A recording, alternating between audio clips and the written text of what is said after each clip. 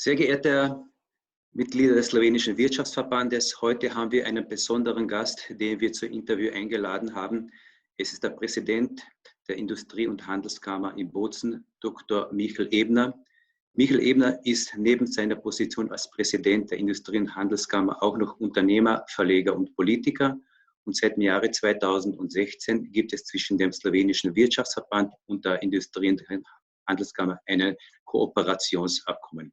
Herr Dr. Ebner, Sie kommen in erster Linie oder Sie berichten uns live heute aus Südtirol, was Sie so mitbekommen haben. Auch Sie haben Covid-Fälle in Ihrem Umfeld.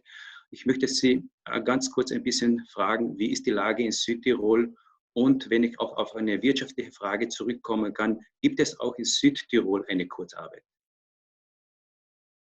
Also wir haben insgesamt fast 250 Covid-Tote. Wir haben eine schwierige Zeit hinter uns. Und wir sind aber jetzt, was die Neuinfektionen anbelangt, auf einem guten Weg. Wir hoffen, dass dieser Weg beibehalten werden kann.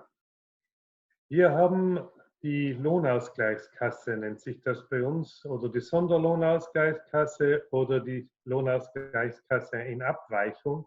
Die sieht vor, dass Personen, die Tage, Wochen oder ein ganzes Monat oder mehr keine Arbeit haben, in ein Auffangsystem hineinfallen, dass sie letztendlich auf das Lebensminimum reduziert. Flexibel ist die Maßnahme insofern, als es eben auch einzelne Tage sein können. Und die Anwendung war früher nur auf bestimmte Sektoren beschränkt. Jetzt mit der Covid-Krise ist es praktisch auf fast alle Sektoren ausgeweitet worden.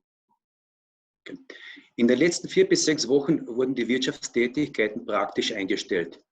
Italien war von Beginn an sehr betroffen. Und wie sehr hat das die Südtiroler grundsätzlich betroffen? Wie nehmen das die Leute auf? Der Tourismus ist ja teilweise zum Erliegen gekommen.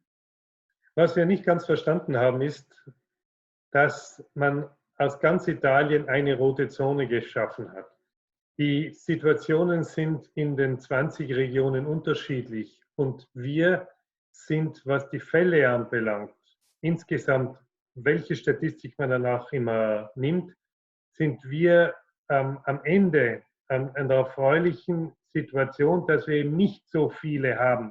So tragisch das immer auch ist, jeder Einzelfall. Und wir glauben, dass es besser wäre, dass die sich auch entsprechend dann diszipliniert verhalten, dass man die auch entsprechend wieder arbeiten lässt und auch die sozialen Kontakte natürlich mit Vorkehrungsmaßnahmen zulässt. Wir haben weniger als 50% der Tätigkeiten offen und was uns ganz große Sorge macht als Urlaubsland, dass es in der Gastronomie und in der Hotellerie überhaupt noch keine klaren Vorstellungen gibt, wann geht es und wie geht es wieder auf. Südtirol ist auf die vielen Dienstleistungs-Klein-Mittelunternehmen sowie auch auf den Tourismus angewiesen. Was wird Ihrer Meinung nach passieren, wenn wir alle langsam anfangen, die Maßnahmen zurückziehen?